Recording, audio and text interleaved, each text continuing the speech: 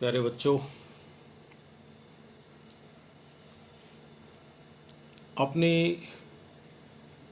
बात एक पहेली से शुरू करते हैं आज। और ऐसी पहेली जो आपने बचपन से ही सुन रखी है, पीढ़ियां सुनती आ रही है उसको।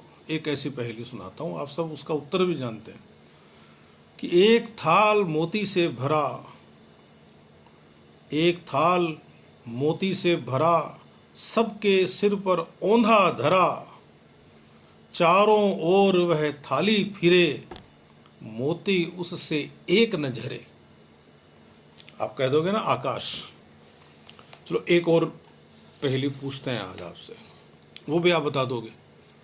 बचपन से आप बोलते आए हैं उसको कि श्याम बरन की है एक नारी, श्याम बरन की है एक नारी, माथे ऊपर लागे प्यारी। श्याम बरन की है एक नारी, माथे ऊपर लागे प्यारी, जो मानुष इस अर्थ को खोले, कुत्ते की वह बोली बोले। बोलो क्या? भों, है ना। तो ये दूसरी पहेली, दो तो पहेलियां पूछ ली। और चलो एक बात और पूछते हैं, मुकरी, जिसको मुकरी बोलते हैं, वो और पूछते हैं। इसी मुकरी में उसी में उत्तर मिल जाता है, पूछने वाला ही उत्तर बता देता है, बस आपको ढूंढना पड़ता है। जैसे वह आवे तब शादी होए, और उस बिन दूजा और न कोय। वह आवे तब शादी होए, उस बिन दूजा और न कोय। मीठे लागे वाके बोल, ऐ सखी साजन ना सखी ढोल। अब आप कहेंगे कि आप हमको इतिहास पढ़ा रहे हैं या पहेलियां और मुकरियां पढ़ा रहे हैं। वस्तुतः हम मध्यकालीन भारतीय इतिहास के स्रोत, इस अध्याय का चौथा भाग करने जा रहे हैं। चौथी कड़ी है ये, 3 कड़ियां हो चुकी है उसकी। और हम बात कर रहे थे सल्तनत काल के दौरान हुए इतिहासकारों की, या ऐसे लोगों की जिन्होंने जो लिखा उसमें से हम इतिहास निकाल सकते हैं, इतिहास को निश्चित कर सकते हैं। तो मैंने इसके पहले आपको कुछ ऐसे लोगों के बारे में बताया था। आज जिस इतिहासकार से अपन बात शुरू कर रहे हैं, हमारे लिए तो वह इतिहासकार ही है, उसका नाम है अमीर खुसरो। अभी आपने जो पहेलियां सुनी, जो मुकरी सुनी, वो अमीर खुसरो की लिखी हुई है। पहेलियां अमीर खुसरो की लिखी हुई हैं, मुकरी अमीर खुसरो की लिखी हुई है। 1252 में जन्म हुआ, 1325 में मृत्यु हुई। अमीर खुसरो को लोग एक इतिहासकार के रूप में नहीं जानते, एक साहित्यकार के रूप में और एक संगीतकार के रूप में अमीर खुसरो की पहचान है हिंदुस्तान में, हिंदुस्तान से बाहर भी। ये भी सही है कि अमीर खुसरो ने कभी स्वयं के इतिहासकार होने का दावा भी नहीं किया, लेकिन 6 किताबें हैं ऐसी जो इतिहास के बहुत नज़दीक है, और दोनों ही है गद्य इतिहास लेखन और पद्य इतिहास लेखन। पद्य इतिहास लेखन को मसनवी भी कहते हैं, पद्य रचना को। रचनाएं हैं खास खास जो बता रहा हूँ, सुन लीजिए। किरानुस सादाइन, मिफ्ताउल फुतूह, खजाइनुल फुतूह, देवल रानी खिजर खानी, नूह सिफिर और तुगलकनामा। स्वभाव से कवि, लेखक, इतिहासकार नहीं, अमीर खुसरो। ध्यान रहे आप लोगों को। भारत में कई वाद्य यंत्र ऐसे हैं जो अमीर खुसरो के दिए हुए हैं। कई संगीत की रागें ऐसी है जो अमीर खुसरो की बनाई हुई है, और आज तक भी फिल्मों में और दूसरी जगह अमीर खुसरो को गाया जाता है। खैर, तो ये है कि भारत की मिट्टी में रहकर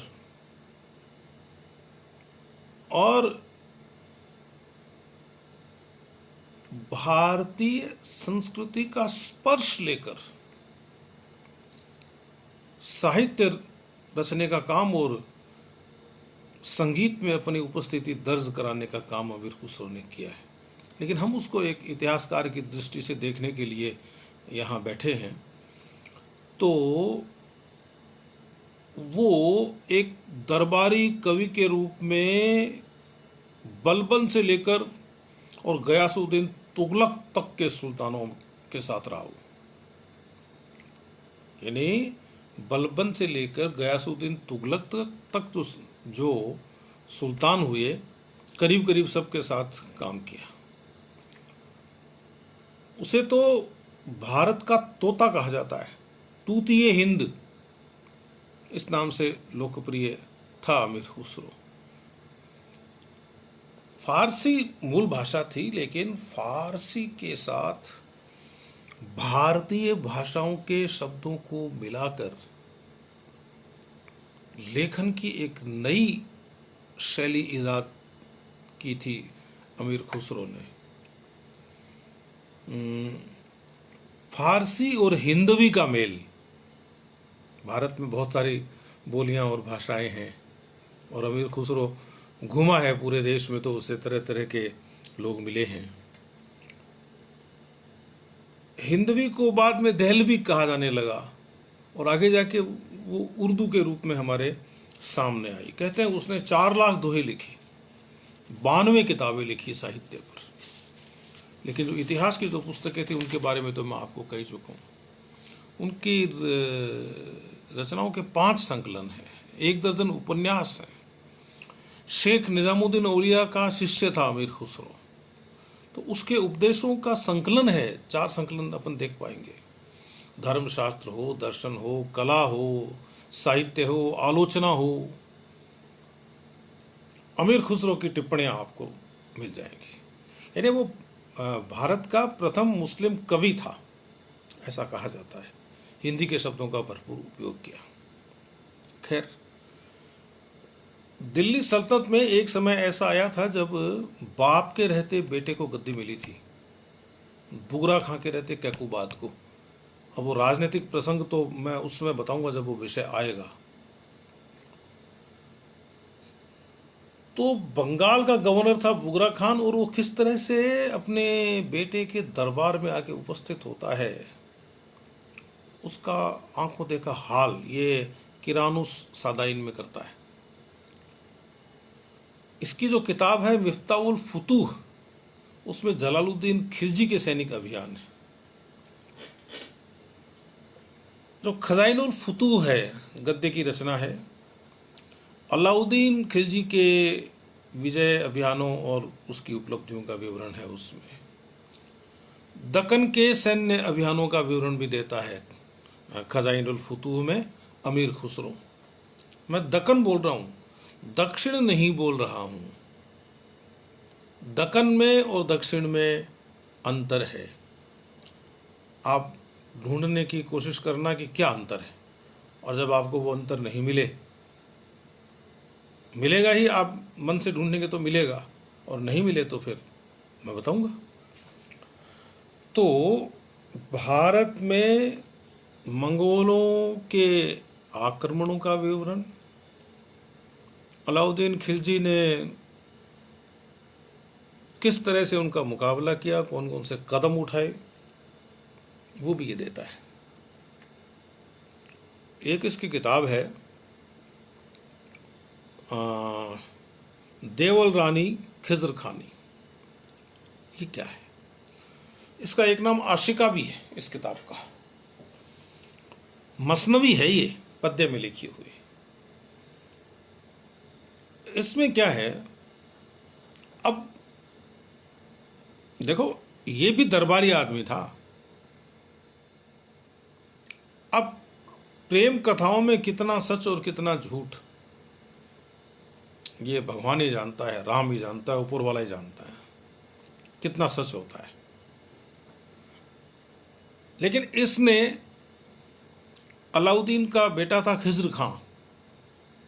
आपको ध्यान होगा कि चित्तौड़ विजय के बाद में अलाउद्दीन ने चित्तौड़ का नाम खिजराबाद रखा था बेटे के नाम पर।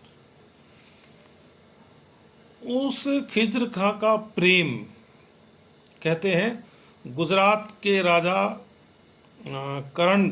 कर्ण बघेल की बेटी देवल रानी से हो गया था। तो उस प्रेम कथा के हवाले से ये किताब लिखी गई है। लेकिन वो प्रेम कथा हमारे ज़्यादा काम की नहीं है इतिहास के लिए। हमारे काम का विवरण तो उसमें वो है जो वो अलाउद्दीन खिलजी के सैन्य अभियानों के रूप में लिखता है।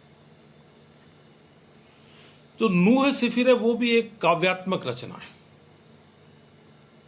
और अलाउद्दीन का उत्तराधिकारी हुआ था एक बेटा उसका, मुबारक शाह खिलजी।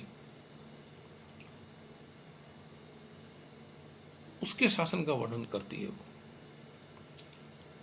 तुगलक नामा जो है, तुगलक नामा या जिसको तुगलक नामा भी बोल देते हैं, वो एक मसनवी है।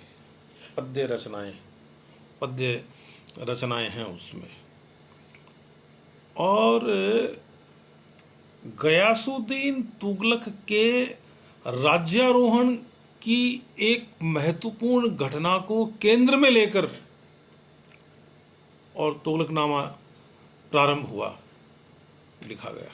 घटना क्या थी कि अलाउद्दीन खिलजी के बाद में खिलजी राजवंश बिखरने लगा था और वो जो सत्ता है टूटते टूटते आखिर में एक खुसरो खां नामक व्यक्ति के पास आ जाती है। खुसरो खां एक धर्म परिवर्तित मुसलमान था और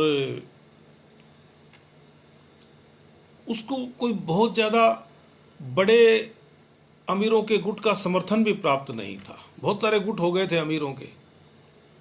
एक बड़ा शासक जब मरता है तो उसके बाद में अव्यवस्था ही रहती है। मुबारक खिलजी भी जेल में ही था, किसी तरह से वो निकल के आया, गद्दी पे बैठा। फिर बाद में ये खुसरो खान आ गया। तो उस खुसरो खां को ये गयासुद्दीन तुगलक किस तरह से हराता है और एक नए राजवंश की नींव रखता है, ये विवरण है वो तुगलकनामा में दिया हुआ है। तो गयासुद्दीन तुगलक के शासनकाल का ये एक तरह से हमारे पास प्राइमरी सोर्स है। आपको ध्यान रहे, ज़्यादातर किताबें तो उसने, अमीर खुसरो ने अपने सुल्तानों को खुश करने के लिए लिखी थी। वो लिख के देता, उसको उपहार मिलता, धन मिलता। लेकिन मैं हमेशा कहता हूँ, चाहे कोई इतिहासकार या कोई खास तौर से साहित्यकार, इतिहासकार जिसकी साहित्यिक अभिरुचि भी है, वो कितना ही किसी के अधीन रह के काम कर ले, लेकिन उसकी एक इच्छा यह भी होती है कि मैं ऐसा कुछ लिख के जाऊं कि मेरे जाने के बाद उसको पीढ़ियां पढ़ें, याद रखें। जो यश की इच्छा है ना, वो हर लेखक की होती है। कोई हाँ भर देता है, कोई हाँ नहीं भरता है। तो वो एक प्रतिष्ठा प्राप्त करने के लिए, धन प्राप्त करने के लिए लिखा इसने भी, अमीर खुसरो ने भी। और वो लिखने में जो सूचनाएं हैं, जो उनके पक्ष राजाओं के सुल्तानों के पक्ष में जो उसको लिखना है, उसके लिए वो सूचनाएं तो जुटाएगा ही। वो सूचनाएं इतिहास की दृष्टि से कितनी महत्वपूर्ण है ये हम देख लेंगे। तो इस दृष्टि से अब एक चतुराई भी जानता है लेखक, और अमीर खुसरो तो इसका मास्टर है। अपने स्वामियों की कमजोरियां नहीं बताना, खाली उनके गुणों का बखान करना। अब ये करने में, उनके गुणों का बखान करने में और उनकी कमजोरियों को छुपाने का काम करने में ऐतिहासिक गलतियां हो जाती हैं। कहीं फैक्ट्स गलत दे रहा है, कहीं वर्णन गलत दे रहा है। जब शब्दाडंबर होगा, शब्द का आडंबर होगा, विवरण में कल्पना शामिल होगी, तो चीजें फिर बिगड़ेंगी, इतिहास की दृष्टि से तो बिगड़ेगी। लेकिन उसने एक सुविधा का रास्ता ये जरूर अपनाया कि जो पसंद नहीं था लिखना, उसको छोड़ दिया। ऐसा बहुत लोगों ने किया। मोहम्मद तुगलक के मामले में बर्नी ने बहुत किया। एक अमीर खुसरो का एक संग्रह और है, वो बड़े काम का है, उसकी चर्चा आमतौर पर की नहीं जाती है। वो है एजाज खुसरवी। एक उसका संग्रह है, उसका कलेक्शन है। उसमें उसने अपने मित्रों को, अपने मालिकों को या दूसरे अधिकारियों को जो पत्र लिखे ना, वो पत्र, वो कागज सुरक्षित रखे उसने। कोई पत्र आया, उस पर उसने टिप्पणी लिखी, वह भी रख लिया। और वो मान लीजिए कि कोई ऐसी बात लिखना चाहता है जो सुल्तानों के कहने पर जो लेखन किया जा रहा है उसमें नहीं डाली जा सकती, नहीं कही जा सकती, अपने मन की बातें, तो उसके लिए वो सारा संग्रह इसमें इसने डाल दिया। तो ये एक संग्रह है और ये हमारे बहुत काम का है। कुछ इसमें ऐतिहासिक पत्र भी हैं, कागज भी हैं। वो तो मैं कह ही रहा हूँ आपको कि जैसे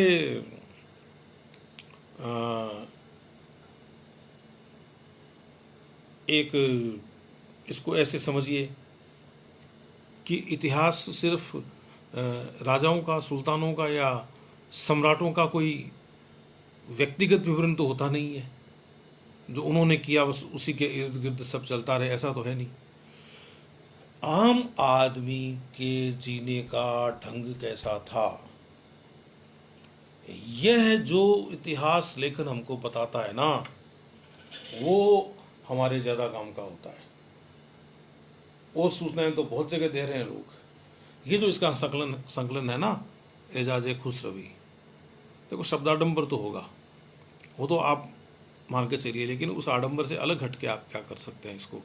कई बार शब्दों के प्रयोग में मैं भी गलती कर जाता हूँ। मैंने अभी पिछले एक वीडियो में कहा, हम किसी इतिहासकार और लेखक के प्रति असम्मान प्रकट नहीं कर सकते। जब मान के साथ से लगा हुआ है तो उसके बाद मैंने ए और लगा दिया। हमें कहना चाहिए अपमान नहीं कर सकते, है ना।